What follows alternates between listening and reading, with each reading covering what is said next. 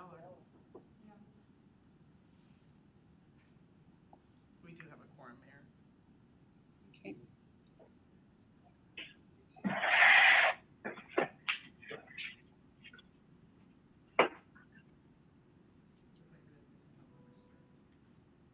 Really?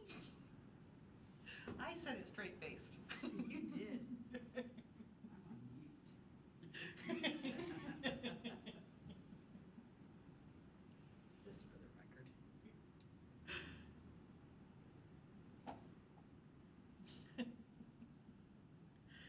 We should keep in our minute template Councilmember Stearns arrived at.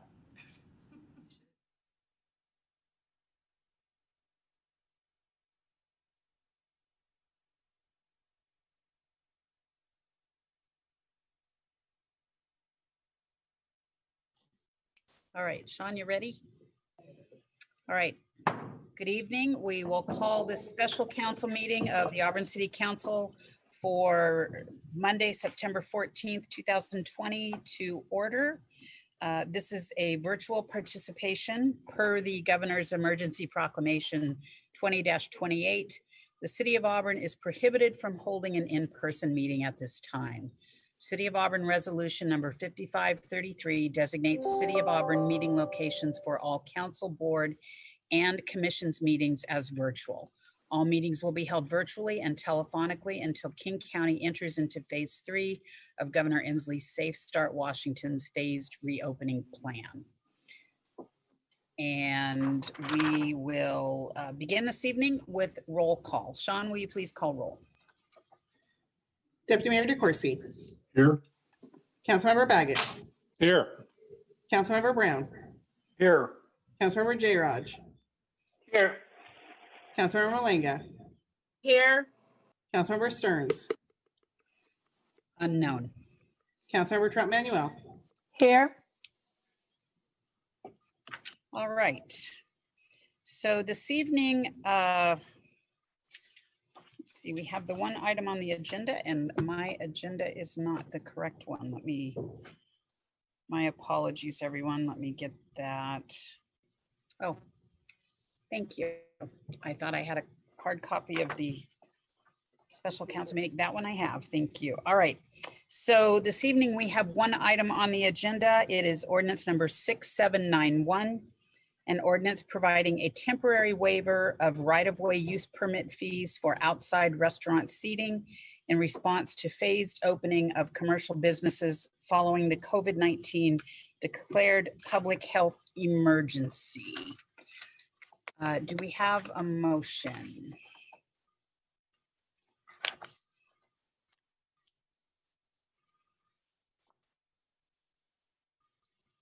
Deputy Mayor DeCoursey. Thank you, Mayor. I move to adopt ordinance number 6791. Actually, Deputy Mayor, I believe the first thing that needs to be done is move to suspend city council rules since this is an ordinance. Yeah, that's correct. I'm sorry. So I move to suspend the city council rules procedure 3.1, subsection N, subsection 2, requiring an ordinance to be included on the study session agenda prior to being included in the city council meeting agenda for consideration. Thank you. Looks like Councilmember Baggett. Did you want to second that, Your Honor? Thank you. All right. Don't believe there's any discussion on that. So all those in favor of suspending the city council procedure rule for the ability to vote on an ordinance at a council meeting prior to being at a study session, please say aye. Aye. Aye. Aye. All opposed, please say no. Passes. All right, with that, we will move on to the motion itself. Is there a motion, Deputy Mayor DeCoursey? Thank you, Mayor. I move to adopt ordinance number 6791. Thank you. Is there a second? Councilmember Brown. I'd second that motion, Mayor. Thank you. Deputy Mayor DeCoursey. Thank you, Mayor. As the Mayor mentioned, this extends the temporary waiver of the non-refundable permit applications for fees for right-of-way use permits applied for by restaurants to temporarily allow outdoor seating for patrons. This was previously authorized by council and authorized by an ordinance on June 15th, 2020. And this waiver is effective until the city enters into phase 4 of the Governor's Safe Start Plan. Thank you. Are there any questions or comments?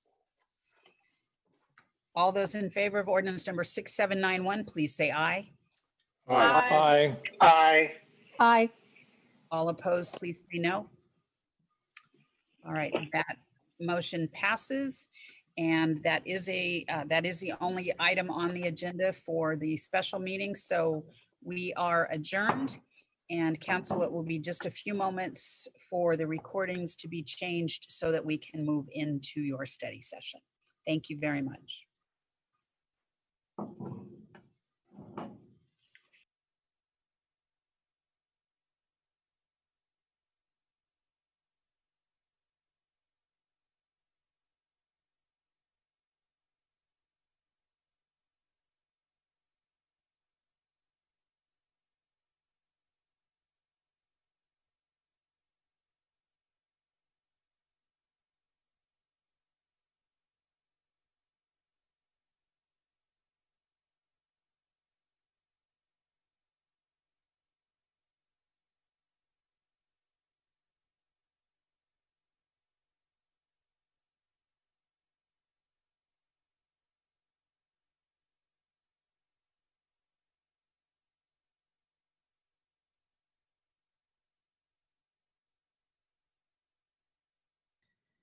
Deputy Mayor, we're ready whenever you are.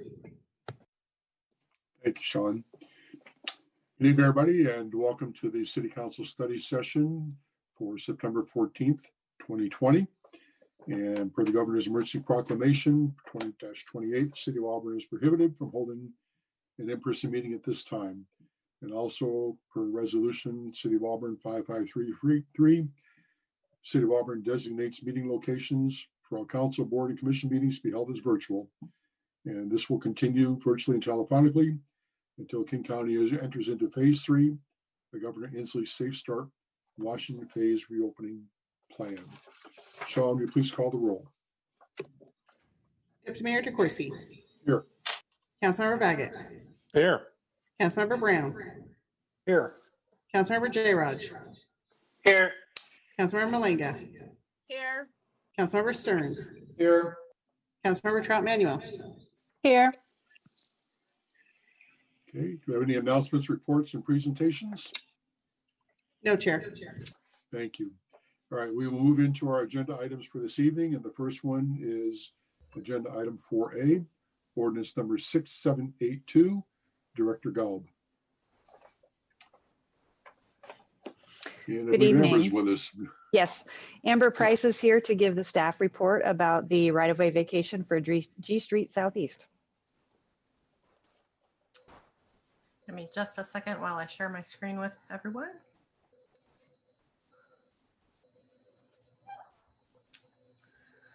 Good evening, Deputy Mayor, Mayor and Council members. I'm Amber Price, right-of-way specialist with the Public Works Department. I'm here to discuss draft ordinance number 6782 for right-of-way vacation V1-20 for Coppergate North LLC for the proposed vacation of G Street Northeast south of South 277th Street. The right-of-way proposed for vacation is shown in red on the map on the screen. It's also on page 15 of 112 of your agenda packet.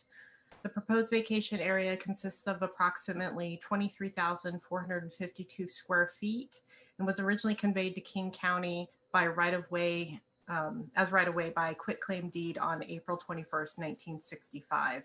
It subsequently became right-of-way by annexation to the city in 1970. Coppergate North LLC has applied for the right-of-way vacation and is proposing to incorporate the area into development of adjacent parcels and cleanup of the right-of-way and parcel lines. City Public Works staff, along with other city departments, jurisdictions, and utility purveyors that have an interest in this right-of-way, have reviewed the application and determined that the right-of-way is not necessary to meet the needs of the city and it could be vacated. Staff supports the vacation of the right-of-way with conditions that an easement be reserved for access to city wetlands and mitigation sites and storm drainage facilities on adjacent properties to the east. Additionally, staff recommends that compensation for the value of the right-of-way not be required. as it was acquired at no cost to the city through quitclaim deed. The city has made very minimal improvements and incurred very little, if any, maintenance costs. Additionally, the applicant has dedicated significant amount of new right-of-way at no cost to the city to provide for an extension of I Street Northeast to South 277th Street. Public benefit from this vacation includes a decrease in right-of-way maintenance obligation to the city, and the area that's vacated could be subject to property taxes. A public hearing to consider the application and hear public comment is currently scheduled for September 21st, 2020 at the City Council meeting. I'd be happy to answer any questions that you might have. Any questions for Amber, Council? Okay, hearing none. Amber, thank you very much for your report this evening. Thank you. And next we have the item number 4B, ordinance number 6789, Director Thomas.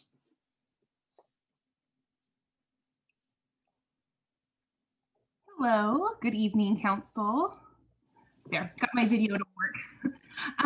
This ordinance is asking the council to authorize a bond refunding of some limited general obligation bonds that we currently have outstanding that were issued back in 2010. So if you recall earlier this year, we did some bond refunding with our revenue bonds to get a more favorable interest rate and realize some interest savings on the outstanding principal.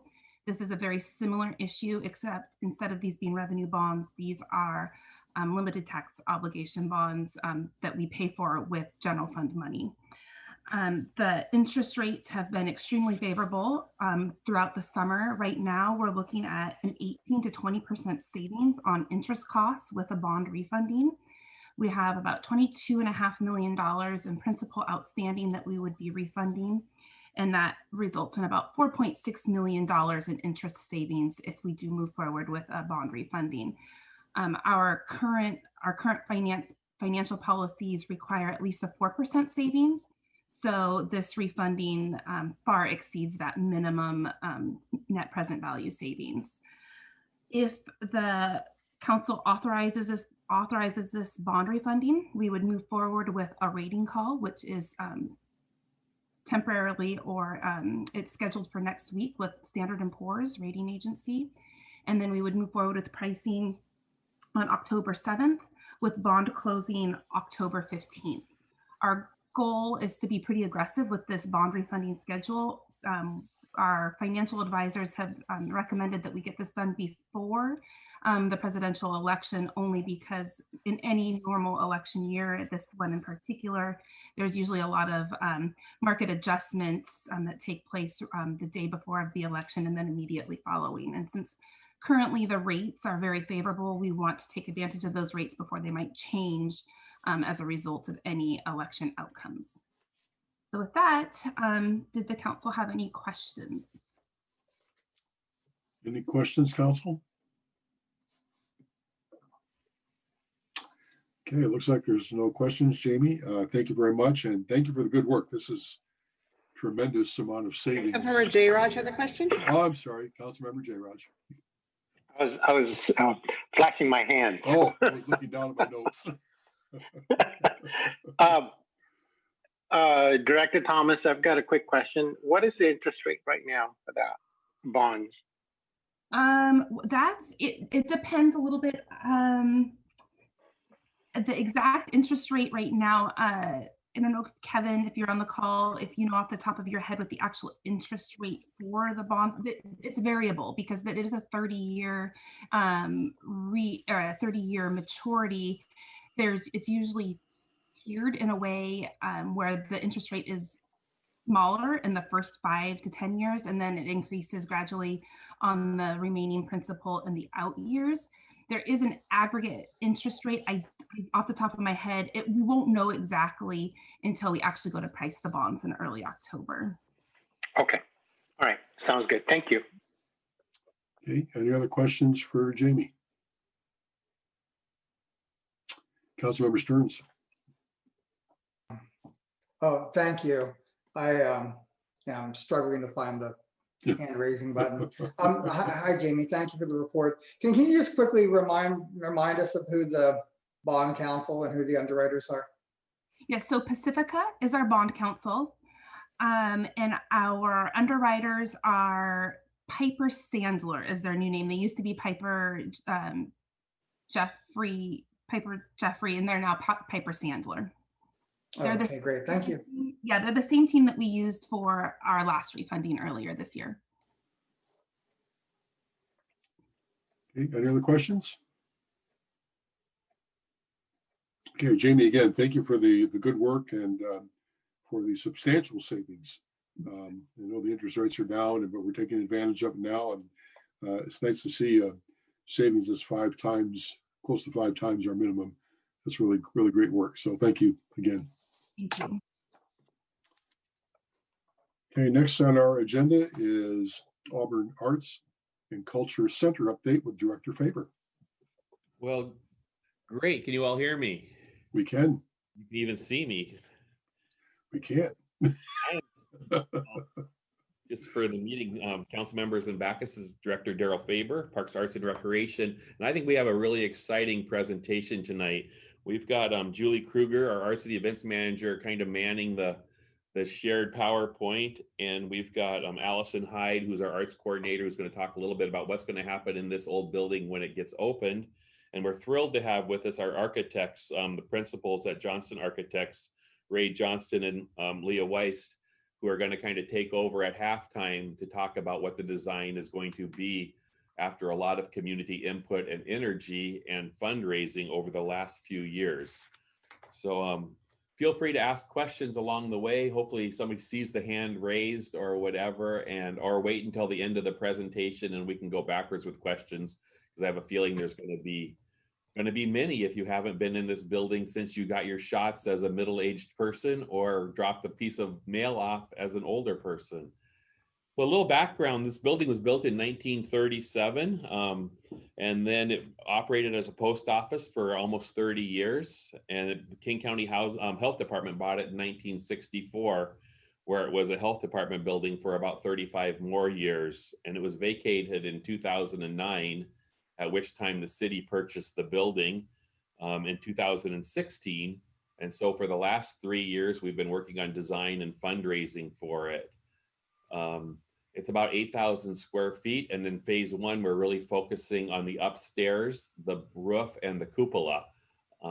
As we've gotten small grants along the way, we've been doing some work in it. You can see that in the pictures on the right there. And so we've gotten a small grant to repair the windows. And as a historic building, anything that happens on the outside of the building has to go through King County Historic Landmarks. And so it's been a long, slow process, but one where we've made some great progress along the way. So phase 1 renovations that we're going to focus on this evening is, as I said, the upstairs and the roof. And what the goal of the project is to convert this building into a downtown hub of energy focused on the arts and gathering, and also community gatherings for small receptions, etc., which we think is really going to help our downtown as we see a lot of new construction going on, so that we can have a there in our downtown. So some of the features that Allison will talk to a little later is basically visiting studios, cafe, gallery spaces, and a place for actual artists to take classes and do work. So some of the funding that we've received so far is listed in this. We've received, right now, we're at $900,000, and we have another grant in application in right now to For Culture.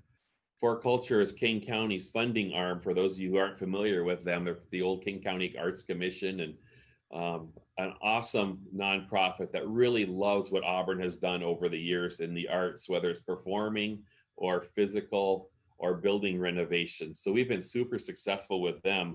But our biggest project, our process, was the grant that we received from the State Department of Commerce. And we really have to thank Representative 47th District, Pat Sullivan, for earmarking that $500,000. It shows $490,000 because 10% is withheld until we get the project done. But that $500,000 was really the seed that got us going on the phase 1 renovation. So what we did when we got in there, because we had to start spending money or we'd lose it. And you've never met a good Parks and Arts department that loses money that you can spend. So we got in there. How it looked on the left is where we had a bunch of community meetings and put Post-its on the wall for ideas. And then we went to town with the old drawings from 1937 to see what could be saved and what could go back to that original look. And you can see those windows up above with the pull chains. And we found a lot of things such as when you took out the walls and it was uncovered, an ugly suspended ceiling. Above it was a cedar plank ceiling. You see the beautiful windows there. So this building all of a sudden became very bright and cheerful. There was a wood floor with some terrazzo, and we're going to be able to turn that terrazzo flooring back to what it looked like, 70 years, 60 years ago. One of the other things that we found out is when you took out all these little 10 by 10 nurses' quarters where you went to get your temperature checked or whatever, and you took those walls out, this building just lit up with light, which is ideal for an artist building, or if you're having a reception, maybe for your anniversary, or the downtown businesses will hold a chamber meeting there or a downtown business meeting. It really lights up and is beautiful as the new woods got exposed. So I'm going to turn it over to Allison Hyde. You saw her face briefly at the beginning. She's really been a lot of the energy behind programming. She's an amazing artist in her own world and has been with us, I think, about 4 years now. And what happens after we open is really her baby, and she is going to be a great mother of this project. So Allison, let me turn it over to you. Thank you, Daryl. Thank you for having me tonight. I'm excited to talk to you a bit about the programming plan in summary for the Arts and Culture Center once open. So in the initial first steps with the planning for the space, we did a broad amount of community outreach and really wanted to listen to what the community had to say about what they would like to see, and then use that input towards shaping our vision and programming plans for the space in a very big way. So we have kind of a multifaceted programming plan that just aims to really energize the downtown and to engage the community in a lot of arts and cultural programming to create vitality, a sense of community and engagement in a variety of ways. And especially with, our 2 new high-rise buildings coming to downtown, we have a really growing urban community that I think is going to be able to benefit from and help this place flourish once open. So a few things that we have coming up include studio spaces. So in some of these spaces, we'll be able to do, and we'll have a visiting artist in one studio space. People can watch that artist, learn from them, take classes from them. We'll have a variety of public programming, free events for the community, things like lectures and artist talks, some small scale performances and events throughout the year. I'd really like to create some partnerships with our local school districts and create some after school classes and programs. And then also one thing that's been really integral is creating the idea of partnerships. The community is helping us shape and create something for the community. So creating some really valuable strategic partnerships with local organizations, schools, the Auburn Downtown Association and such. Rentals in the space will be beautiful. We'll have a huge, beautiful gallery space that will be an excellent location for gatherings and also rentals, things like weddings and birthday parties, etc. And other elements of the space that we're planning to include in the design, they'll discuss it a bit further, is a small gift shop and store where we can highlight and sell the artworks and crafts by local artists. We'll have rotating gallery exhibitions in both the main gallery space as well as a small independent gallery space called the Vault, which is actually the original post office vault space that they used. We're going to use that as a small exhibition space that'll rotate regularly as well. We're building in a small cafe to be used for catering and events. The Auburn Avenue Theater is right next door, so we can have post and pre-event opportunities there as well. And as we'll discuss a bit later, the neighboring alley is really just going to create both this indoor and exterior both, event and programming location that we're hoping to really create a hub of energy downtown. So the part of the presentation that I think is just going to be incredible is with our good friends at Johnston Architects. Ray Johnston and Leah Weiss have been our partners in this project for a couple of years now through preliminary design.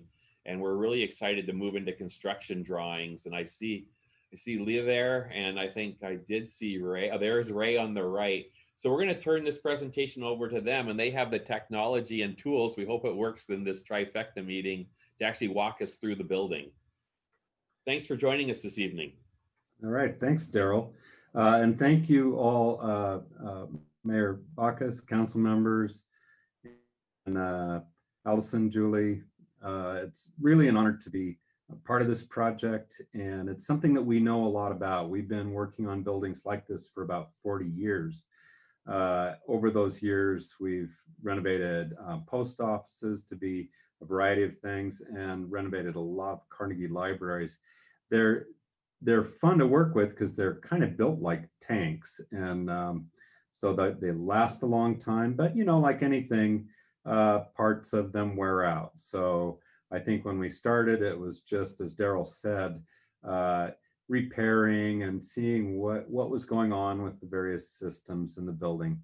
Many of them are pretty old, the electrical and mechanical systems, for example, and that cupola over the years has suffered a lot of weather damage. But in general, it's in good shape. And when we started peeling layers away, we found some of the things Daryl was alluding to with this light-filled quality that the space now has. Leah and I will walk through, maybe going back and forth a few slides and describe in a little more detail what Allison was alluding to as the components of our work here. And with that, I'll pass it on to Leah. Thanks, Ray, and I'll echo, thanks for having us here tonight. This is very exciting. We've been working on this with the team from Parks for about 3-4 years now. So it's really nice to see this getting a little bit closer. So one of the things that we wanted to do at the outset was, in addition to supporting the program and helping to develop what those final program elements would be, to establish what a design aesthetic might be in relation to those program elements. As Daryl mentioned, we did uncover a lot of really beautiful original historic elements, and we felt it was really important to keep those, rehab them wherever we could, or salvage and reuse them where possible.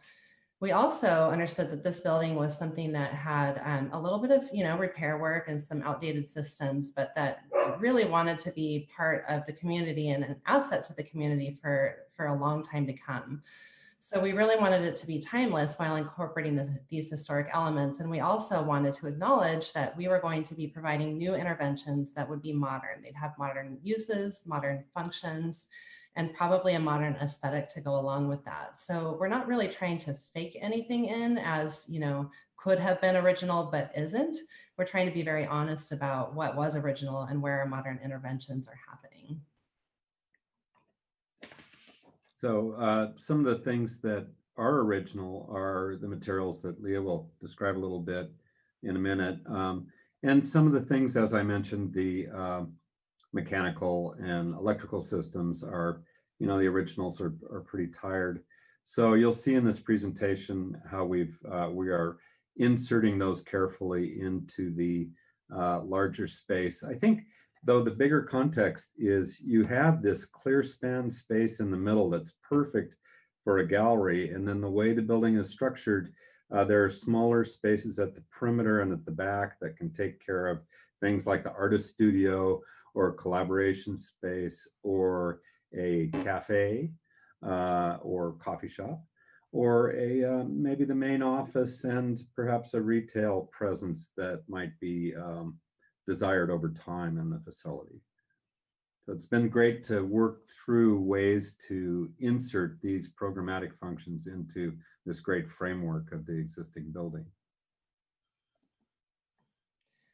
So we will quickly touch on one sort of initial program element that's, sort of very basic and very functional, but we had to explore a few times where this program element might go.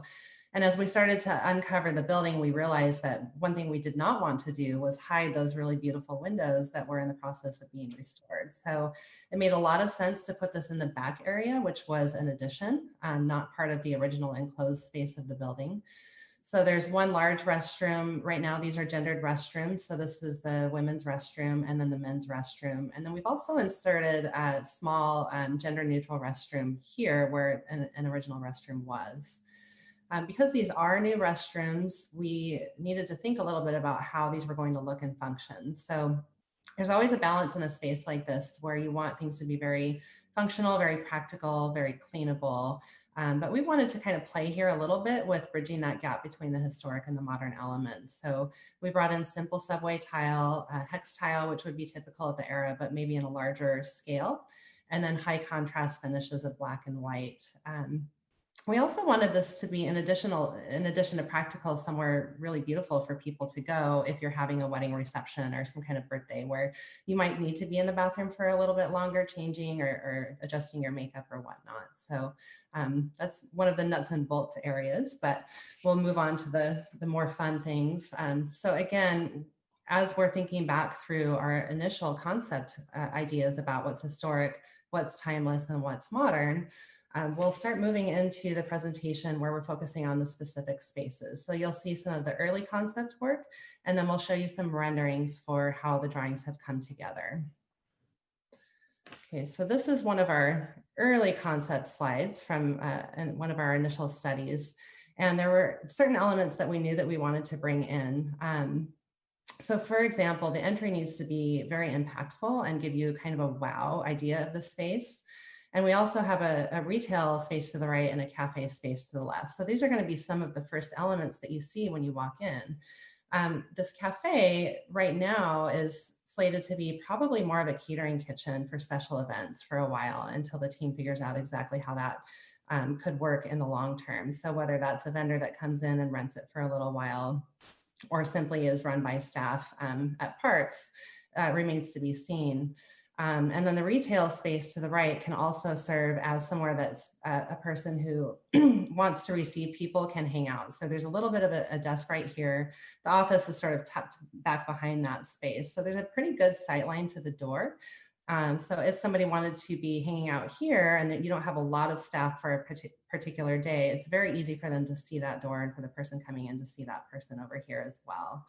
And then finally, I'll just mention that we recognize the need to be able to close off both the cafe and the retail space for after hours functions for security reasons. So we started out with looking at a foldable gate. There's plenty of precedent for this historically, and there's some practicality to it as well. It's a very low cost option.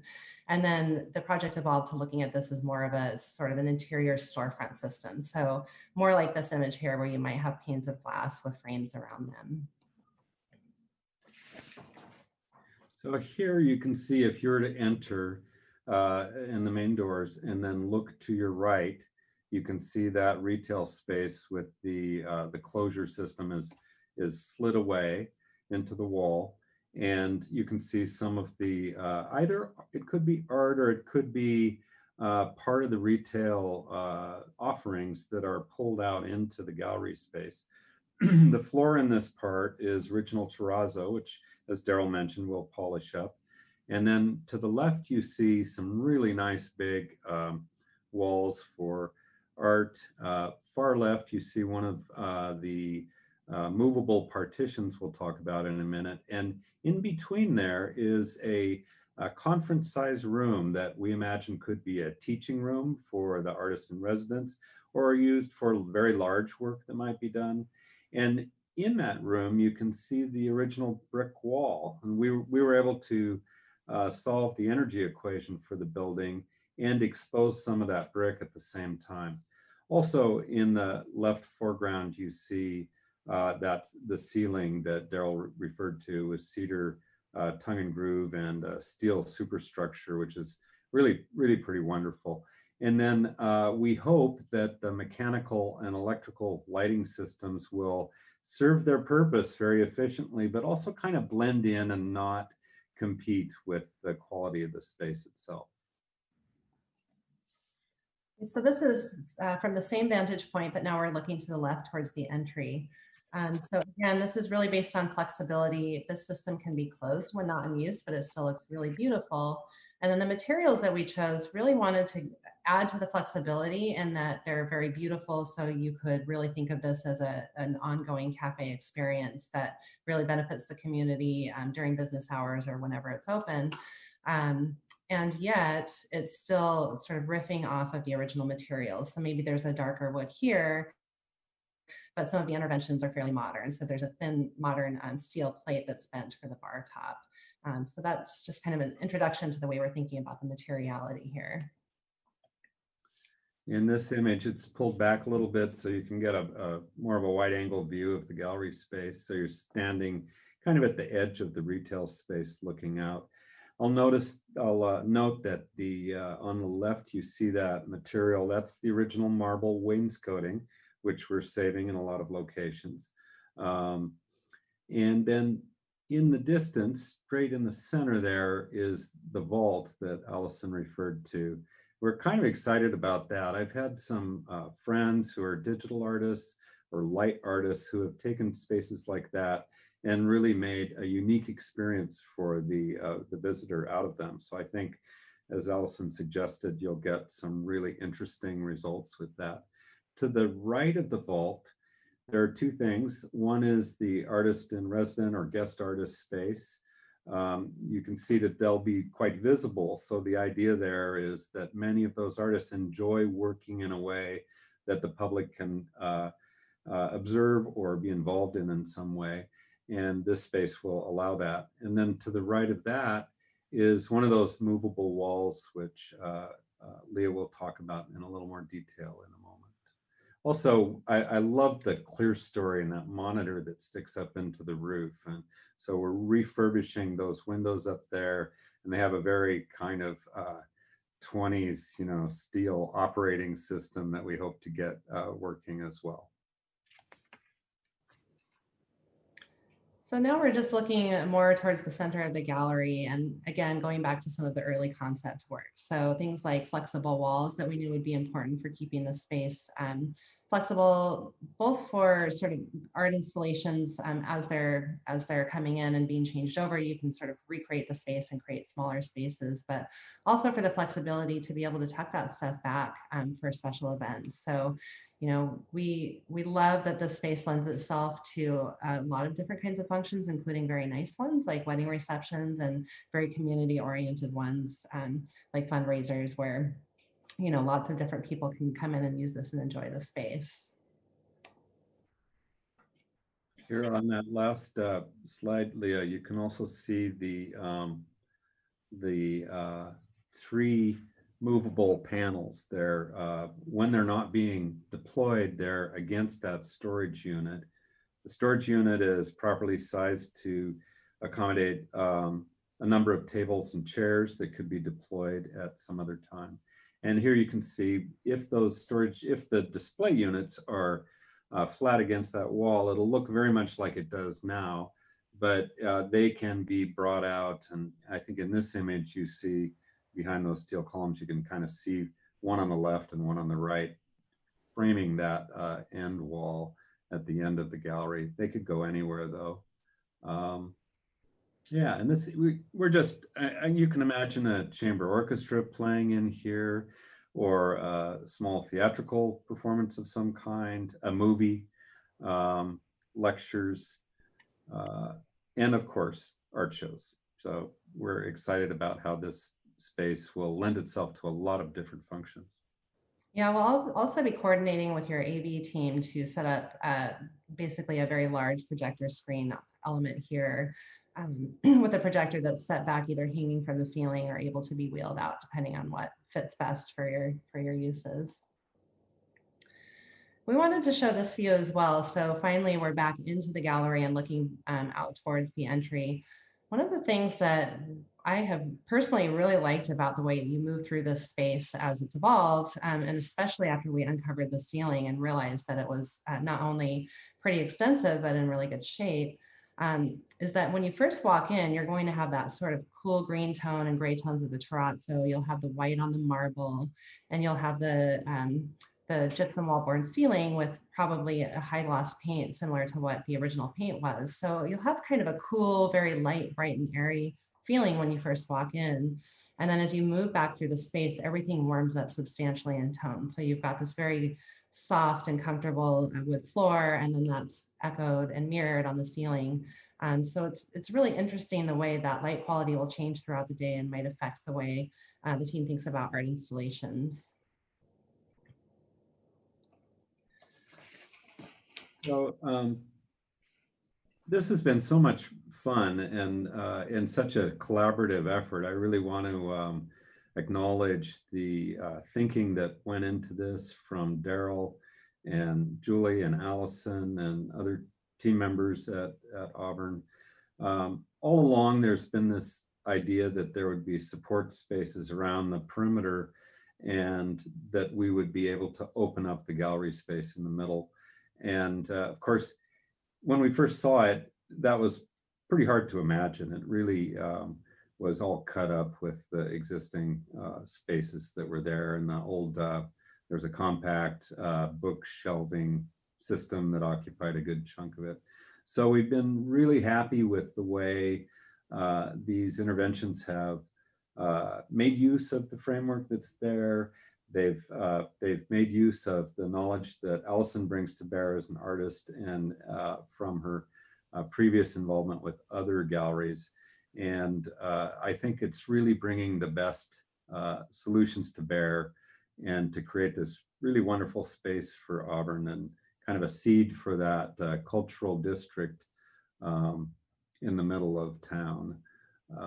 And we kind of can't wait for the first show here. It's also been, I'd also like to just compliment the team at Auburn on bootstrapping this thing into existence, you know, and taking these small grants and using them for exploration and to determine what the right thing to do is, and, you know, and to find the right solution. So it's, that spirit has carried through all the way, and I think it's bearing really great fruit in the end.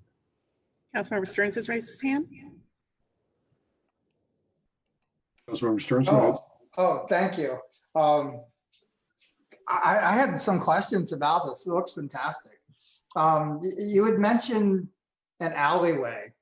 And is that the one next, is that the one behind Garcia's? Is that what you're talking about?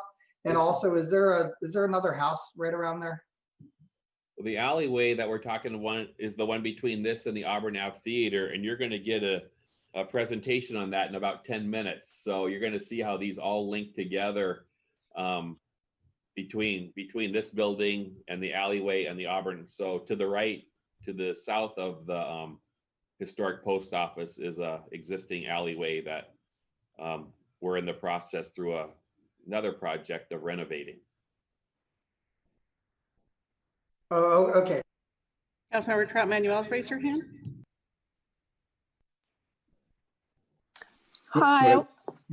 Hi, I just want to thank you guys. This is really awesome. I remember when I first came on as city council and we were looking at that building and looking for money to redo the front doors. And then you had an event in there and they had all those tiny little rooms and then a narrow staircase to go downstairs to use the restrooms. And just looking at this and remembering what it looked like back then, this is gorgeous. This is just going to be a huge addition to our city. And also I wanted to know that on page 60, where you have the picture for the events and you have like a banquet room, how many seatings does it, will it allow? Yeah, that photo isn't from our building. I think that was one made in Everett. But we think with like 6 and 8 person rounds, we'll probably be able to do about 75 people. Kind of depends on how the layout is, or we haven't done complete space design on that. But at your typical 15 square foot per person, we're probably going to get to that 75 area. So small events, but I think that'll fit really good with what we need downtown. Right. I'm just so excited about having the little cafe there and the movable panels. This is exciting. I can't wait. Councilmember Stearns raised his hand. Councilmember Stearns, go ahead. Thank you. Is there a basement and what's that being used for? Yeah, so there is a basement, and that's the next $1.5 million we have to find. But we're going to create the energy upstairs and then move it downstairs. But it also has, I would say, a dozen small offices in it for a while Arcadia House was being built. The ACAP, I'm trying to think of it, Nexus was using it, the downstairs area. So it's still been heated and used. There's nobody in it right now that I'm aware of. But in the long run, we'd love to partner with other arts organizations and other nonprofits or profits that maybe want to do something like a music studio down there to get kids to do music, or to also replicate the size of the stage at the Auburn Ave Theater so we can book more events at the theater while the kids or adults are maybe preparing for, whatever play they're going to do next. They could do it downstairs in this building, and we could actually create more revenues at the theater. So it mimics the upstairs, but has a whole bunch of small rooms and some concrete walls that aren't going to be moved. Thank you. Yeah. Other questions, Council? Councilmember Stearns? Also, I just one more. Is this going to be like energy rated by LEED or anyone, or? So oh, go ahead, Ray. I could answer that. Yeah, Leah could have as well, but we're not formally pursuing a LEED rating as yet, but we are trying to set it up so that if you decide to pursue that, it won't be too heavy a lift. Thank you. Yeah, I think, Ray, thank you for that. I think it's important, at least for council, to potentially consider a LEED rating. I've had experience with some of the buildings I've done receiving LEED silvers, and although it's quite a painful process to go through, and in some cases a little bit costly to go through, but the rewards are really there, and the benefits are really there once you have kind of the whole economy is going forward for those types of buildings. So I would encourage us to at least take a look at it. And Daryl and Ray and Allison and Julie, and Leah, as Councilmember Trout-Manuel said, this is exciting. It's like a wow factor tonight. Councilmember Trout-Manuel's raised her hand. Okay, Councilmember Trout-Manuel, go ahead. You're muted. You pointed out on page 59 up above there that there's windows. Were those windows there? Yeah. So we didn't have to do anything to the roof or anything. Those were already there. Yeah, those windows are there, and they're the old windows where you pull the chain down and they fully open. So it's very manual, and hopefully we can save that. Right now we have a grant for cupola repair, and we're working with our own facilities division with another grant that we got for roof repair. So those will all be done as part of this bid document. And just a little bit on timing, we hope to get final designs done by the end of like November and be out on the street, I believe, in December, with construction happening next year. Okay, because I don't recall seeing those windows there because it seems so dark in there, but that's just going to add more lighting to that whole floor. Yeah, their fake ceiling caused we lost a lot of light. Very 1980s design. Thank you, you guys. This is going to be awesome. Yeah, I think, and Ray, as you pointed out too, I mean, the clear stories and just opening everything up and repurposing this building, it's phenomenal. I was going to say, it takes me back to my years in construction and working with architects and doing these types of buildings and doing the things that you know from a work group and a task force and a focus group and pulling it together like this. I love the vision. I really love the vision. And I think with tremendous opportunity when we take a look at an old post office to do what it's doing. And I love the fact that you're maintaining the existing features of the building, including the terrazzo floor, the marble, Remember back in my hometown back east, the post office there, which is still in operation today, it's all marble and all terrazzo. And to be able to bring back those elements and give it that bit of nostalgia is really inviting. It's really wonderful. So great work, everybody. Great work. Councilmember J. Raj has raised his hand. Councilmember J. Raj, go ahead.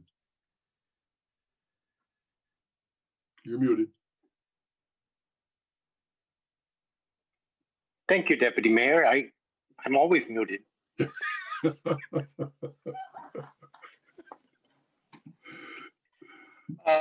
Okay. What is the timeline for the project? And when can Allison and group can move in? Well, that's two different questions. Allison's not Then moving. I've got two questions then.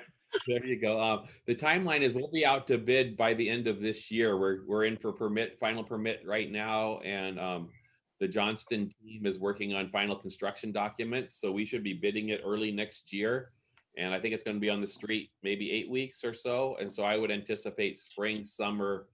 By this time next year, hopefully we are close to being in there with maybe a 2021 celebration, because 2020 is nothing to celebrate. Yeah, and regarding Allison, she's going to be doing a lot of programming at the building, and as well as what she's doing existing. But I intend to have like 30 hours over here and maybe 10 over there or something while we figure out the energy of the building. And it won't be open, full time all the time when we get started. We got to build the programs and get the rentals.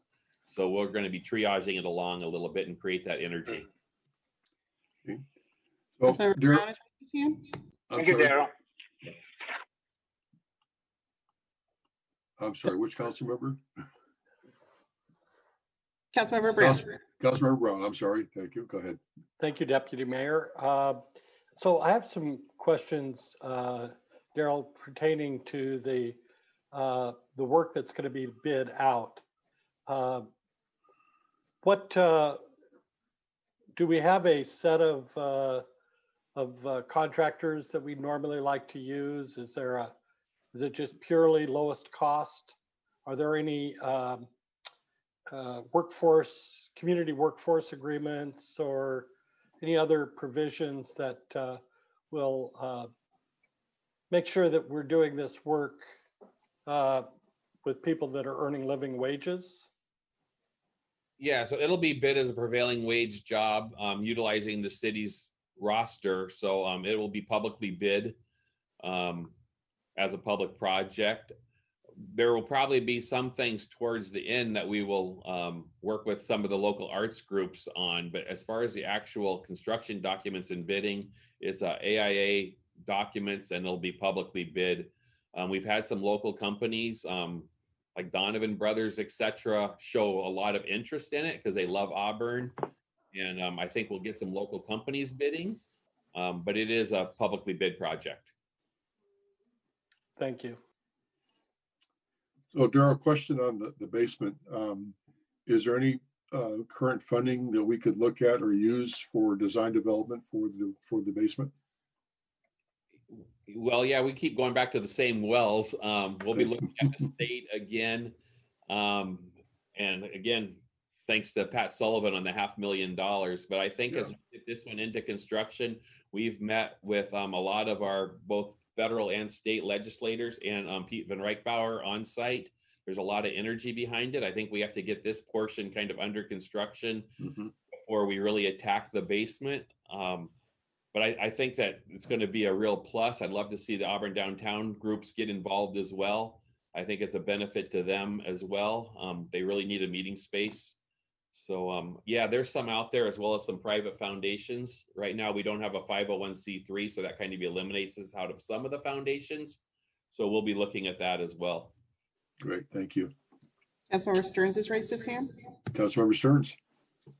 Thank you. So if we redo the first floor, but then we get a grant and all that for redoing the basement, won't that like have a pretty big impact?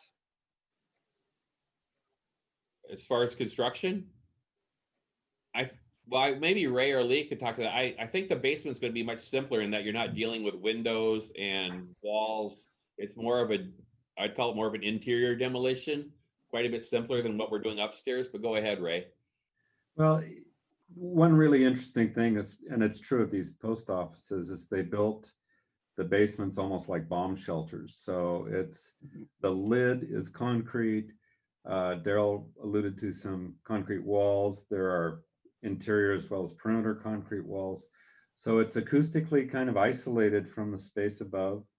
We're kind of imagining a way to get down in there without going through the space above. There's already a ramp that goes into it. So I think it's set up to be way less invasive than it would be in any other scenario, just because of what the building is today. Oh, thank you. Sure. Other questions for the team council? Okay, not hearing any. So once again, Ray and Leah, Allison and Julie, and definitely Daryl, thank you so much for putting this together. And as Councilmember Trout-Mangle said, and we've looked at, it's exciting, and looking forward to the day we get the contractor on board. Thank you again. Yeah, Deputy Mayor, I'd like to invite Ray and Lee to stay on for the next presentation if they're interested. It's the alleyway, so. Absolutely. Well, why don't we go ahead? Stay on. Daryl, why don't we go ahead and move into that right away? Livable Cities Alleyway Project Update. Great. Again, Julie Kruger is going to join me, and she's going to run the screen sharing. And this is kind of a fun night for me because we're doing two projects that took a while to burn in a downtown that, we had a fire there a few years ago, and we've had other issues, and it's really turning around as I see construction going up. And in 2017, the University of Washington, we were the second city chosen after Tacoma to be part of their Livable Cities projects. And the city supplied about 20 projects, and one or two of them, I think, got birthed. But the one that really got some energy was the ugly alleyway between the vacant post office and the Auburn Avenue Theater. And so when Councilmember Stearns was asking about the alleyway, there it is behind the big maple. And it's not very pretty, but it's getting prettier by the day. So this project was chosen, and we worked in cooperation with 3 students from the University of Washington, as well as their professor, Allison Ong, Sylvia Janicki, and Jack Alderman. They've all graduated and gone on to professional careers in the area and are still following this project, and they might actually be listening in, I hope. And we're going to invite them to the opening when this is done, because their work, along with their leadership in both landscape architecture, urban design, made a complete difference in having them look at it through the eyes of young 20-year-olds versus the eyes of us older active adults. The other thing that happens when you work with a bunch of students is the budget ended up being about $500,000 because we told them not to care about a budget. So there was no $500,000 laying around. So we took their plan and kind of put it into a municipal setting. What can we do? Who can we partner with to get this project birthed? And here we are 3 years later, and we're about halfway through construction, thanks to a whole bunch of grant writing, primarily by Julie and Allison, and partnerships with great groups such as the Muckleshoot tribe to get to where we are now. So I'm going to take a few slides, and then we're going to spin it over to Allison again. But you all recognize that alleyway. On the bottom right there, that's the drawing that the Livable Cities team came up with. Ugly old asphalt that is terrible right now, taken out for fancy colored pavers, trees. You can see what it looks like on the upper right. Drainage solutions, lighting solutions, a lot of things that we just knew we do not have $500,000. They came up with the idea of a stage in the back corner there, where right now it just kind of juts in with that old tree, and a place where people could gather outside during downtown events, or maybe just as part of a festival or coming over from the theater. Go ahead, Julie. And so we got a couple of grants. I'm going to let Allison talk her way through this, because this is really where the money kind of reached the alleyway. And that's how we've gotten started on this one as well. Great, thank you, Daryl. So yeah, start with the Livable Cities acting as a launching pad for this vision to create both creative and cultural energy in the Arts and Culture Center, as well as the alleyway next to it. We applied successfully for a For Culture Creative Consultancy grant, which is a brand new project for them. And it's something that For Culture envisioned as a way for local arts agencies, such as city governments, to apply to work with artists to create creative solutions for different spaces. So we applied to work with artist Kathleen Fruget Brown, who has done similar projects. She did the Maple Valley Pocket Park, and is a really multifaceted artist with a lot of experience. So she launched a really big outreach effort via social media, email, surveys, as well as a shared Pinterest board where people could actually share ideas and visions of what they would like to see. And using that, we determined what the community's priorities were for the space. And she kind of chose her artistic components and vision from there. So things that were a priority included lighting, seating, as well as public artwork, and a space where performances could take place, where it could be activated. And above all, I think what really resonated with the community more than just those functional items like lighting and seating was the idea of this hunger for more visual expression of diversity and wanting the community's diversity and culture to be reflected in this public space that they could enjoy. So that was a really high priority for us. And we received $20,000 to work collaboratively with Kathleen Fruget Brown on that. This next slide shows her initial rendering, just some of the kind of nuts and bolts components of what she wanted to create. What you see here is an undulating curved concrete wall in which she wanted to inlay mosaics, an art form that she's really advanced at, as well as that stage that Daryl talked about being a part of that initial Livable Cities design. So she kind of took it and ran and created this, this curved setting, and then also wanted to include, in addition to the mosaics, to include inset text, lettering that could wrap around. And, you know, we discussed many different things, what she wanted to include for that in the get-go, and ended up with something that I think you'll see here in one of these upcoming slides. So one thing that was very important for Kathleen Fruget Brown, and we were really excited about, was creating a really powerful collaboration with the Muckleshoot tribe to gain inspiration for her project. So she worked with Willard Bill Jr., the creative director for the Muckleshoot tribe, as well as Gail White Eagle, who you can see in the photograph on the left here, who is a really talented artist and weaver and teacher with the Muckleshoot tribe. And so she used both Gail's weavings, as well as a lot of other Coast Salish weavings and basketry designs as the basis for her mosaics. So that served as a really big source of inspiration for her, as well as getting the, you know, the kind of cultural spokespeople like Willard Bill Jr. to be on board with us using their "I am alive and strong" Muckleshoot motto as the text for that bench. So what Kathleen Fruget Brown decided to do was to translate that "I am alive and strong," which could resonate well with, you know, the breadth of our community in Auburn, into the 10 most other commonly spoken languages in the Auburn community. We wanted that message to resonate with people from all different cultural backgrounds that are a part of our community. So that text was also a really important element of the project. One more thing that she's doing is designing overhead lighting with imagery that she helped create with the community. She did an open studio in the makerspace and let students draw things. And then she also did a community engagement project at one of our large-scale Auburn Fest events in 2019 and gathered information and drawings and ideas from the community as well. And that'll all be a part of that project.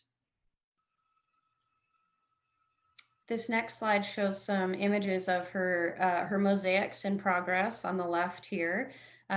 She really wanted to use kind of a palette that was really true to those original inspiration images from the Coast Salish weavings, basketry, and weavings by Gail White Eagle. So there's kind of a mixed palette of a lot of neutral colors, some blues, some reds.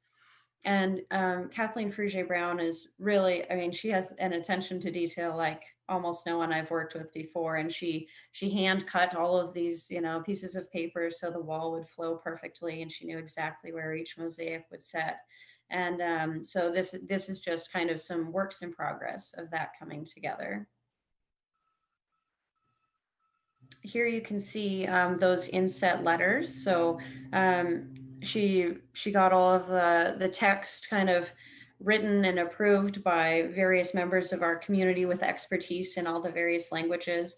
And so these were foam letters that were placed on the inside of the concrete forms, so that when the concrete was poured and then those forms removed, there would be the recesses of that text.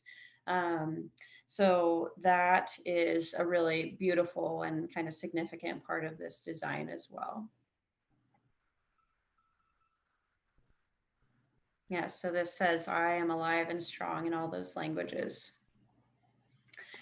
Okay, so a bonus, in addition to Kathleen's Frugier Brown's work, is that the Auburn Avenue Theater got new paint. Julie, did you want to talk about that at all?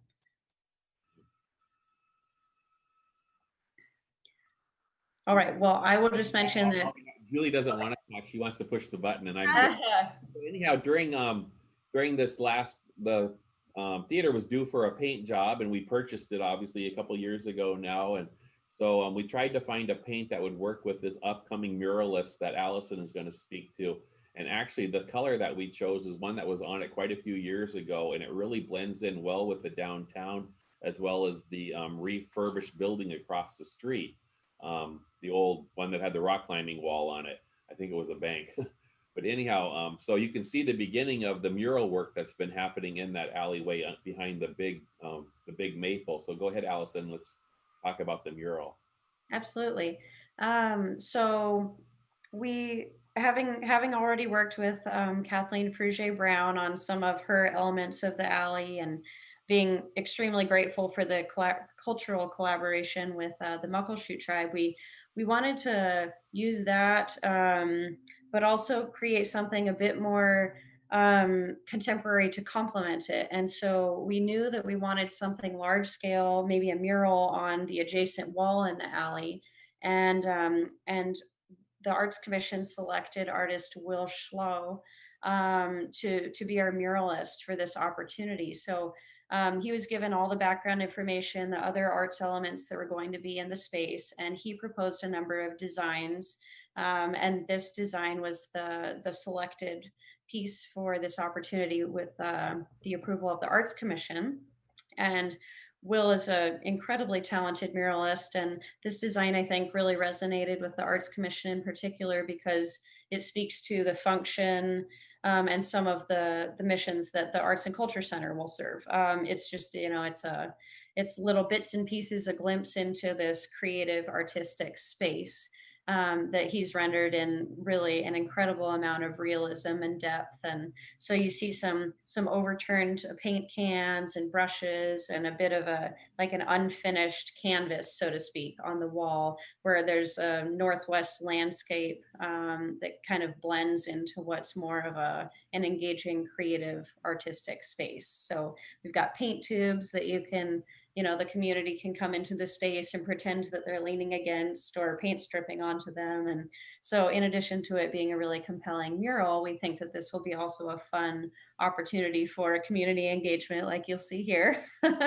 Julie's little one almost getting squished by a blob of paint. So the artist did really kind of an incredible job, we think, of not only creating an interesting mural, but the way that he positioned some of the objects of the mural engage the site itself. So, you know, they're resting on top of the door to the theater. What you'll see here is the top of a red book that these things are seated on.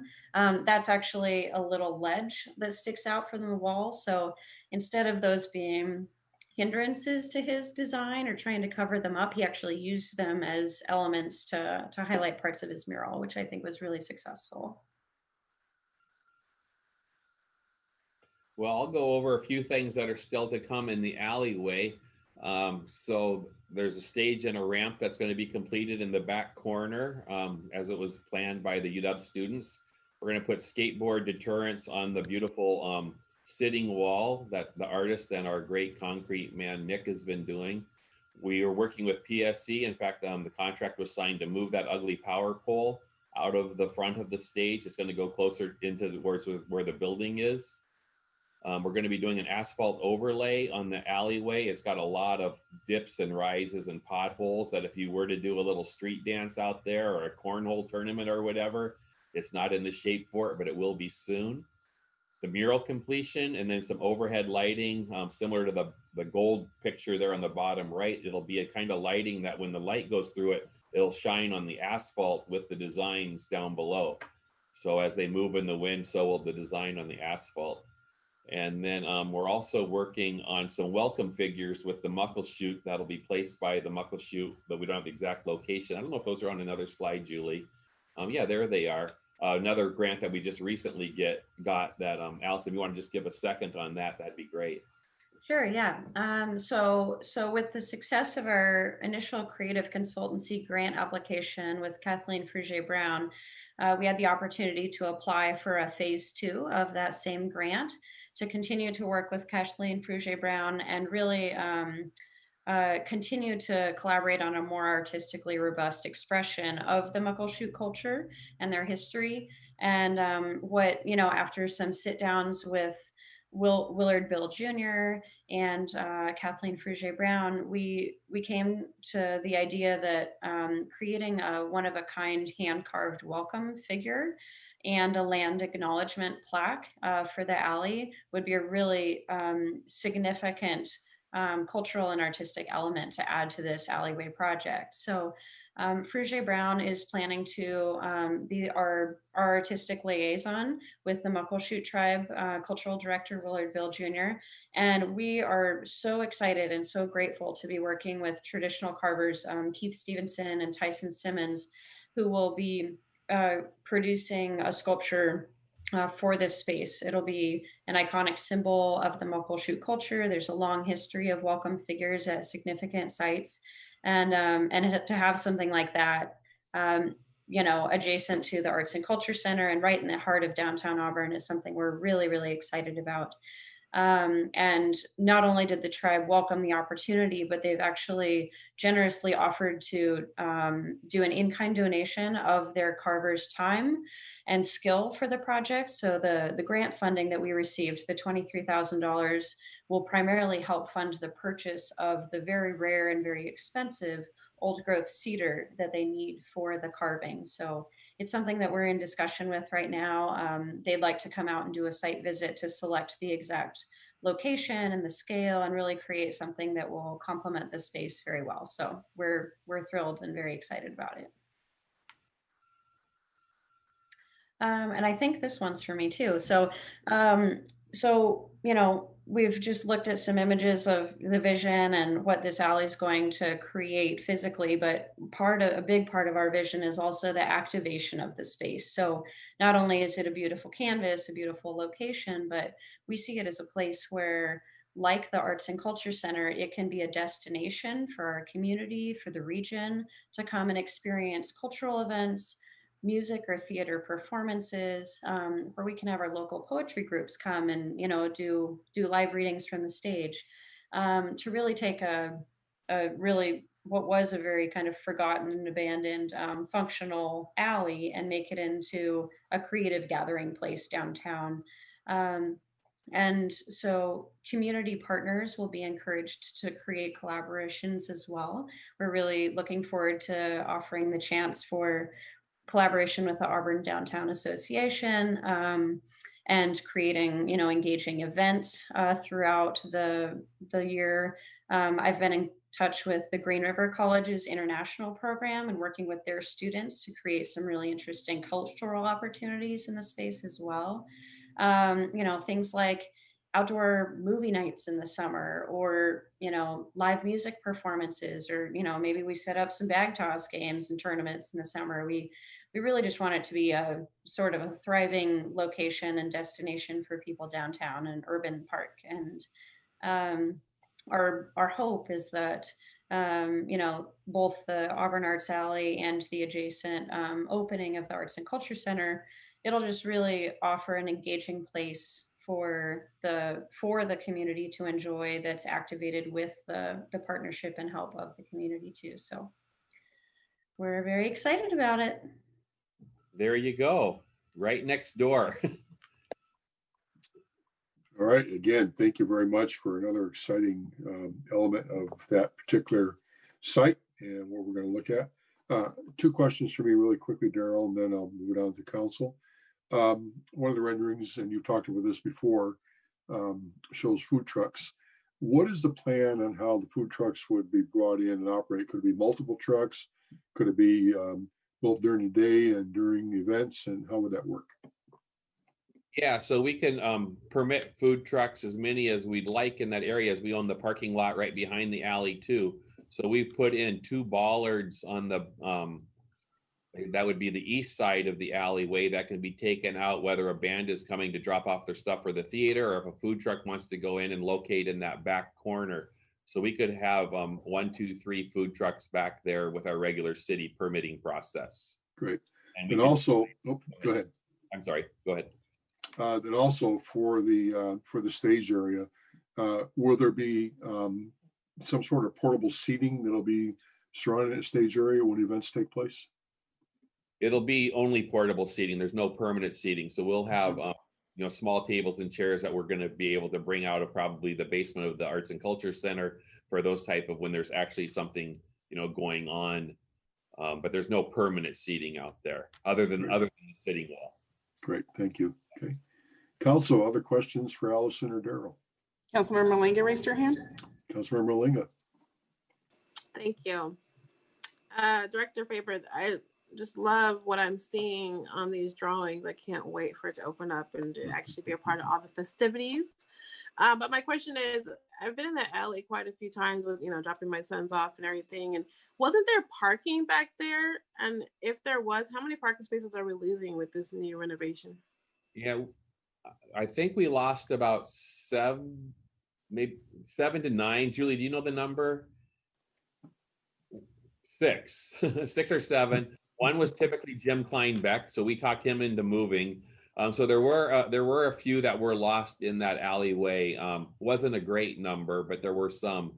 What I've really found in these kind of projects, as we get it activated, some of the ill repute that was happening in that alleyway will disappear, and we're going to see a place where people gather for the right reason. And that's what really fires me up about this in our downtown. Daryl, I'll add too, because I'm not sure we mentioned it. It might have been on the slide though. We also eliminated the curb cut that used to be right after the Auburn Avenue Theater. So people can't take a right down that alleyway anymore anyway. So those are another reason why those parking stalls went away, to make it more pedestrian friendly. Okay, thank you. Councilmember Stearns has raised his hand. Councilmember Stearns. Yeah, thank you, Deputy Mayor.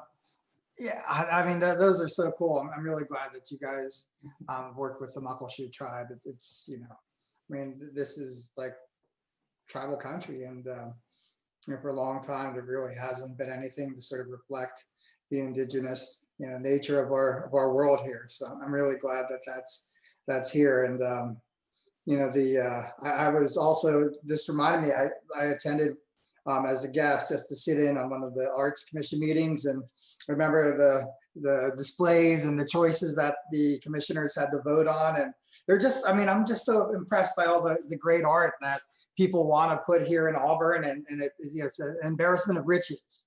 And so I'm really, you know, excited to see the new alleyway. I had one suggestion. Someone had mentioned, talking about getting some old growth cedar for the welcome figures. And I had worked on a totem pole project, this fundraising project, and we were able to work with the city of Seattle. They own a pretty large site, Cedar River site. And so the city of Seattle was willing to, have the artists go out to Cedar River and just walk around and choose some trees. That they were down, but they able to choose a tree, and then Seattle was able to put it on, a giant rig, lift it up, haul it to downtown Seattle. It's pretty amazing. So that's the John T. Williams totem pole up right next to the Seattle Center. That was donated by the city of Seattle. So that might be something to look into. And then just to follow up to Robin's question, there's a parking lot behind the library. And is that something that the city owns, or is that privately owned? That's a city-owned parking lot, and then there's a hedge, and then there's another city-owned parking lot. So I think in the future we'll kind of look at as a whole between Jeff Tate's group and us and Ingrid's, is there a better design layout for that entire space that creates a little more parking and a little more aesthetic parking? It's really a hodgepodge right now that could probably be better done. Okay. But that's city owned. Councilmember Trump Manuel's raised her hand. Councilmember Trump Manuel. I didn't see, or did you say when the completion date is on this? Pre-festival season of next year, I would say let's shoot for May. Great. Yeah, I think we've got the contract today for moving that pole, and then we'll be holding off on the asphalt till the right time of year for that. So this one will be done pre-summer. And they'll have the platform and everything all completed as well? Yep. That's already poured. The concrete wall is poured, but the wood hasn't been set on it. Is it concrete top or wood? Councilmember Baggett's raised his hand. Councilmember Baggett. Well, first of all, I want to echo everything that my colleagues have talked about on this thing. I think it's amazing, it's fantastic, and we can all hardly wait. However, I just had a kind of a nagging question. What are we going to be doing about security of this area? Because it's going to be an area that's going to be kind of a ripe area for vandalism. And I just was wondering how we were going to kind of preserve these wonderful things that we're proposing to put in there. Yeah, we're working with both IT and facilities on the lighting design that's going to go off of the building, as well as the cameras that'll be in there. So it will, obviously vandalism can happen there. Usually when places are a little bit nicer, they get less vandalism, but we're aware of the opportunities that exist there, and we're going to have it the proper lighting and cameras with both David's team and Dana's facilities team. Great, thank you so much. You bet. Other questions or comments, council? All right, Daryl, Allison, Julie, once again, thank you very much. And you've given us some real exciting things to look at tonight. And I think we're all very pleased at the outcomes you've presented so far. So thank you again. Thank you. Look forward to having everybody down there for the openings. Absolutely, yes. Okay, next we will move on to our community wellness discussion items. And for this portion of the agenda, I'll turn it over to Councilmember Trout Manuel. Yeah, does anybody need a 5-minute break? Okay, could we be back at 7 o'clock? Is that okay? That's a 7-minute, okay.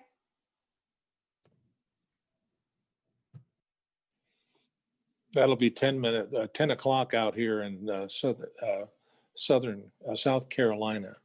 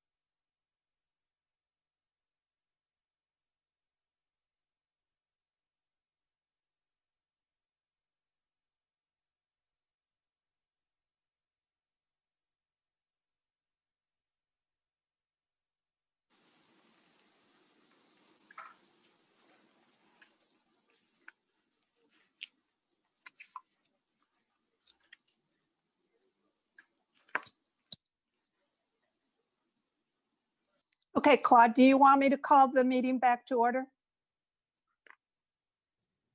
Yes, Councilmember Yes, Trump Manuel, yes, please. you would chair in the meeting at this point. Okay, we're going to come back to order. And the first item is with Director Faber, and it's got to do with smoke-free parks. Great. Well, thank you, Director Faber here. This one is not near as exciting as the last two, but very important, and one that I had the privilege of working with Councilmember Trout on as part of our Blue Ribbon Task Force. And so this should be relatively brief. And when I put this on the agenda about smoke-free parks, I had no intention that our parks were going to be completely full of smoke right now. So it was really bad timing. So go ahead, Julie, on to the first one.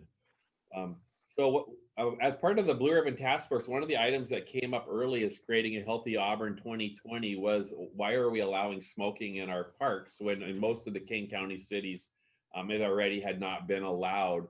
And I think that the council member was approached primarily by the Latino community and others that are using our park spaces for healthy purposes, and their kids were walking through, others that were smoking, etc. And we put together a small group to work on this item.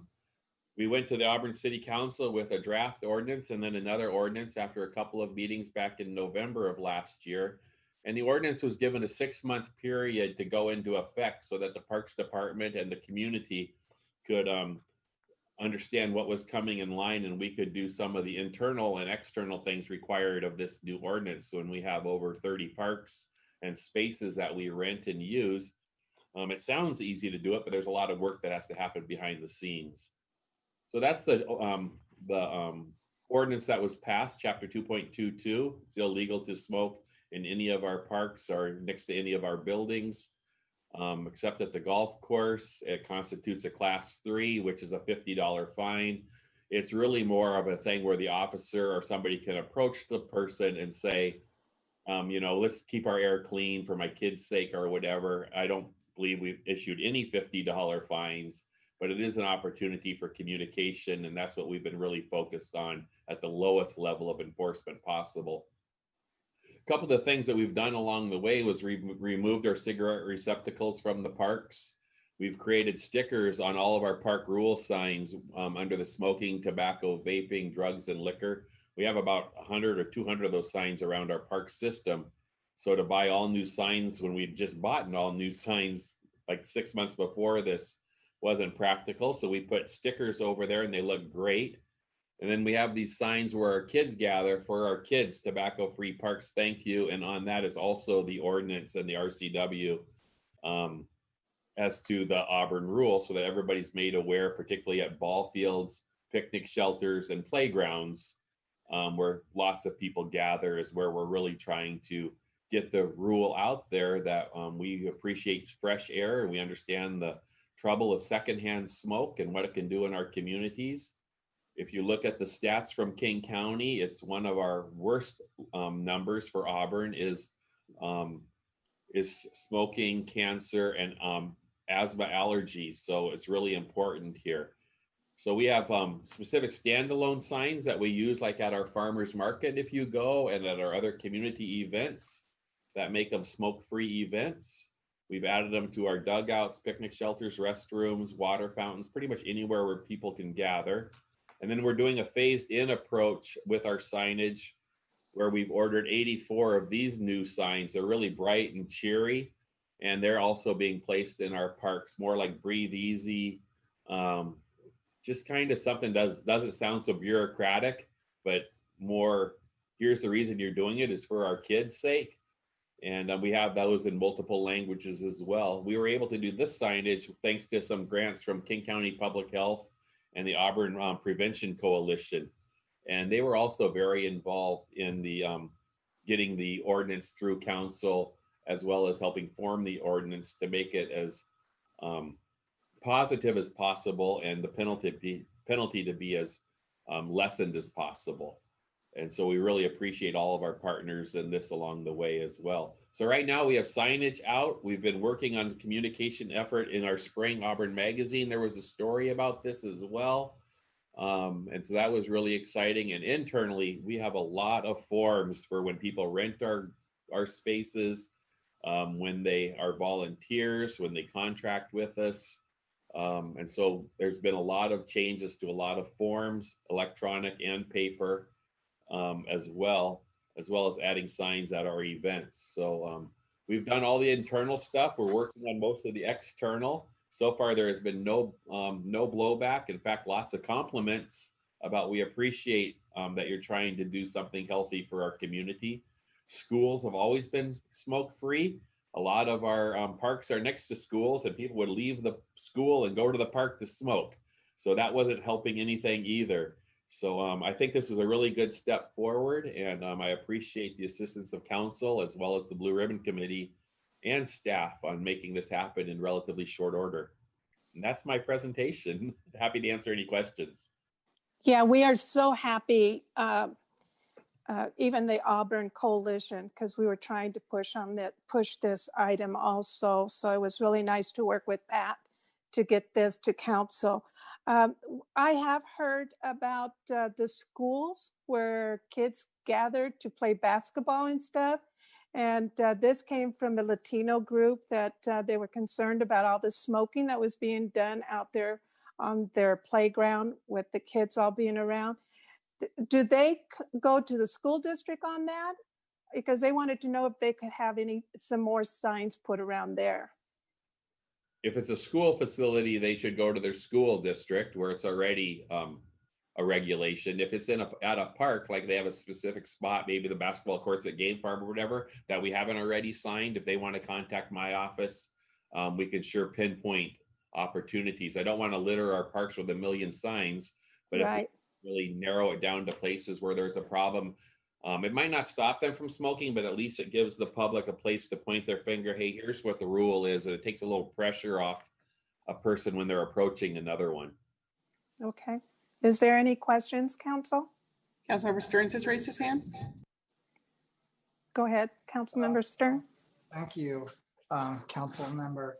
On one of the slide pages, it said something about on any park that's not a golf course. Can you explain that to me? Oh. Yeah, I don't know if I can explain it. So the golf course, you're still allowed to smoke. It's typically somebody having a cigar. It seems to be traditional with the sport. And so at that end, the people are typically spread apart by long distances, so they're not affecting somebody else that's not with them. So it was determined that the golf course would remain a place that somebody could smoke. And it was kind of an interesting conversation, and it's similar to Kent and Renton and the other cities that have municipal golf courses. Oh, so it is okay to light up and puff away on a golf course. Yeah, but typically the person sharing the cart with you will say something. Oh, now we're required to be alone, right? Yeah. Well, now 6 feet. Hopefully that goes away too. Yeah, please. Yes. Any other questions? Councilmember Trump Manuel, you're still muted. Well, Daryl, if there's no questions, thank you very much. And what a great job you've done on this with us. Thank you. Mm-hmm. Okay, next, we're going to have resolution number 5547. Director Tate is with approving the Sound King County House and Homeless Partnership. Well, this is going to be real easy for me because I'm just going to turn it over to Angela Sanfilippo, who's the Executive Director for SKIP, and she will be providing the presentation for this item as well as the next item on the agenda. Okay. Good evening, Council. Angela Sanfilippo. Thank you, Jeff, for the introduction and for the opportunity to be here tonight. I am following up to a discussion that City Council had at the June 8th Council Study Session, where I presented a draft of the SKIP work plan for 2020 and 2021. as well as the second item on the agenda, the 2021 SKIP budget. All of the SKIP partner jurisdictions had an opportunity. Angela, I'm very sorry. Can you get a little closer to your mic? We're having a hard time hearing you on our recording. Sorry about that. See if I can. Is that any better? No. No. No. Okay. I am like right in front of it. All right. I wonder if You need to speak a little louder. Okay. Is this better? Nope. No. Let me see if I stop my video, is the sound any better at all? No. Okay.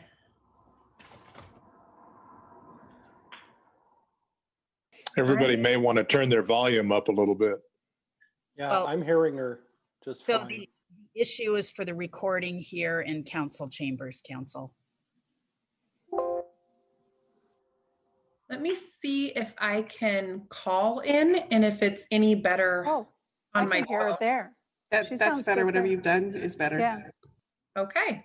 Well, I'm in the same spot. I did not do anything, so hopefully that's not sure what was going on. There we go. I'll turn my video back on. That's better. Okay, perfect. I'm going to start from the top. For the purposes of the recording, Angela Sanfilippo with the South King Housing and Homelessness Partners. I am here following up on the June 8th study session where I presented a draft SKIP work plan for 2020 and 2021. All of the SKIP partners had an opportunity this spring to review and provide feedback on the work plan. And both were, the work plan and the 2021 budget were adopted by the SKIP Executive Board on July 24th. As a result of feedback from those partners, we did add into some language around equity into the existing priorities and activities that were outlined in the work plan, helping to ensure accountability as we implement the activities in the work plan. Otherwise, the draft work plan should be very similar to what you saw in June. Consistent with the SKIP interlocal agreement, the work plan does not go into effect until it is approved by each of the SKIP partner jurisdictions' legislative authority. That being said, myself, as well as the SKIP staff work group and the SKIP executive board, have been working off of this work plan throughout this year to execute the 2020 priorities and action items. As an overview, the work plan is split into 3 areas. The first being governance and administration, which includes startup procedures, as I came on board this January as the first SKIP staff member. Also includes developing the work plan as well as the budget and setting up a SKIP advisory board by the end of this year. I'm currently in the process of conducting outreach to the community that will help to inform recommendations to the executive board on how that advisory committee is set up in terms of representation and administrative and decision-making protocols. The second area is around policy and planning and includes establishing a SKIP housing capital fund, supporting development of housing action plans, and collaborating with the jurisdiction partners to enhance local policies and programs that accelerate access to affordable housing and protect existing housing stock. We are moving forward with efforts to establish that SKIP housing capital fund, starting with pooling of the House Bill 1406 funds and developing an interlocal agreement that is specific to those funds, enabling the cities to move forward with pooling and establishing the SKIP housing capital fund. The last item there, area of work, is outreach and education. And this includes representing South King County at local and regional forums, and also furthering stakeholder and elected official understanding of housing options and the range of opportunities in South King County. So as well as representing South King County at a variety of regional and local forums, I've also recently started partnering a little more with the Sound Cities Association and providing some educational opportunities specifically to the Affordable Housing Caucus and working with them as well as we work on this outreach and education component.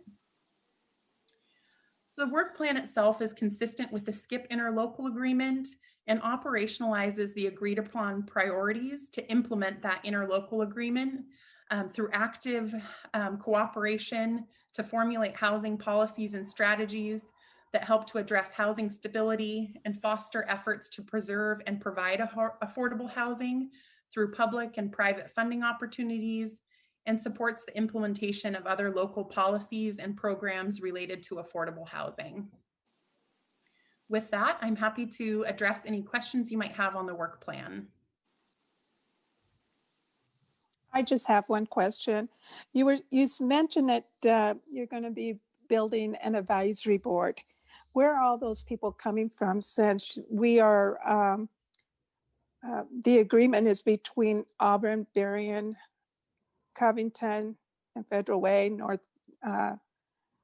Renton, Tequila, King County? Are they going to be chosen from those, or are they going to be local people?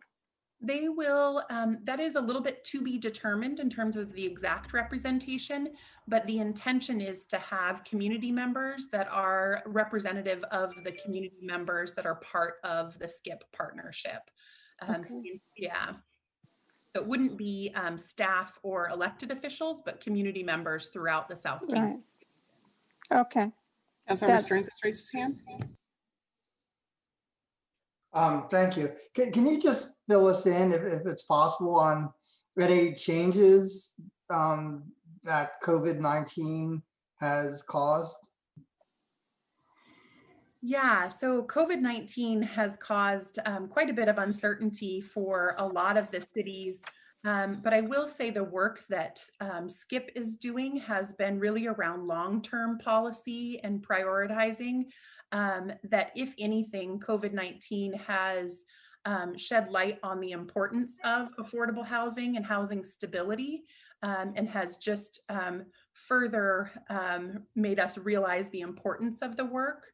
SCIP wasn't established to deal with a lot of the emergency assistance needed in terms of COVID-19, but it has really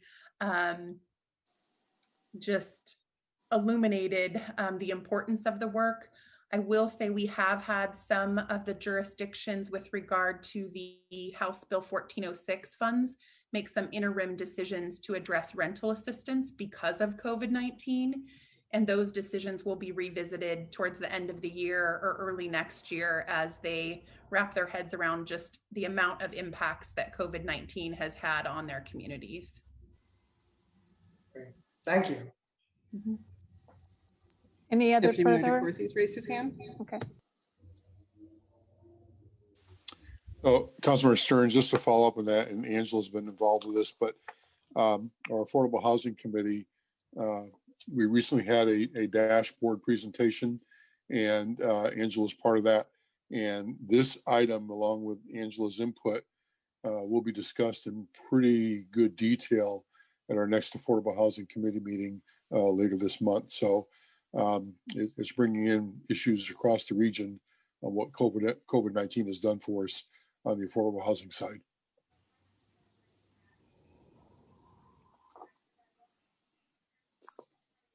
Any further questions, council? I guess we don't see any or hear any. So Angela, thank you for such a great report, and looking forward to get more from you. Thank you. Thank you. Okay, are you doing the next one as well? I am. Okay, go on to the next one. It's resolution to, same thing on the budget for the SCIP. Okay. Yeah, very similar in terms of the background for this one. Again, Angela Sanfilippo with the South King Housing and Homelessness Partners. This 2021 SCIP budget was also reviewed at the June 8th City Council study session for review and feedback. and was brought to all of the SCIP partners for their review this past spring. The SCIP Executive Board adopted the 2021 budget on July 24th. And consistent with the interlocal agreement, the budget will become effective upon approval by each SCIP partner jurisdiction's legislative authority. Key takeaways of that 2021 budget are that we will be spending down an ending fund balance from 2019 and the projected ending fund balance from 2020 due to some savings because of personnel decisions, which enables us to keep the jurisdiction contributions stable. So the jurisdiction contributions from 2020 will be kept the same in 2021. So City of Auburn contributes $26,000 and will continue to do so in the budget for 2021. This is really due to some strategic hiring. Our second position is slated to be a 3/4 time position, and we did delay hiring that position so that we could make sure to maintain those contributions as they are due to considerations because of COVID-19 and uncertainties with budget. So that is one of the key takeaways that you will see that we put a lot of intention into, that we were able to do that in the SCIP budget. That is great to be able to have that for the oncoming staff person. Council, any questions? Mayor Backus has raised her hand. Mayor Backus? Thank you. Council, I just want you to fully appreciate the scope of work that Angela got herself into, if you will. She hired on in this role. She came in just prior to COVID. And so doing all of this work remotely, trying to navigate through all of the different organizations that deal with homelessness and affordability and housing in our region is no small task. And then being able to create those relationships so that there is that trust building process and the ability to be able to use them as resources has been something that Angela has just done a great job. And the working staff for SCIP, they have done really great work too. And I also want to thank Jeff Tate for his numerous hours when SCIP was getting organized before we made the great hire with Angela.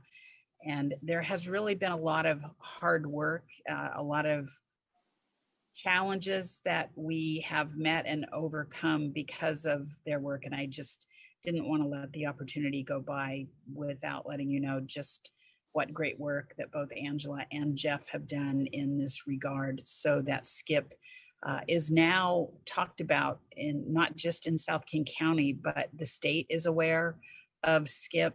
Arch on the east side is aware of SCIP, and we are now creating something similar in Pierce County called SHAPE, and it's a lot based on the work that's being done with SCIP. So just also want to thank all of you for your support when it came forward to you to approve us moving forward with the formation of SCIP. And I have to agree with Mayor Nancy on how I'm always out there sharing and bragging about how our staff in our city work so hard. And if it wasn't for them, our city wouldn't be where we're at. And we're being looked at, we're being talked about.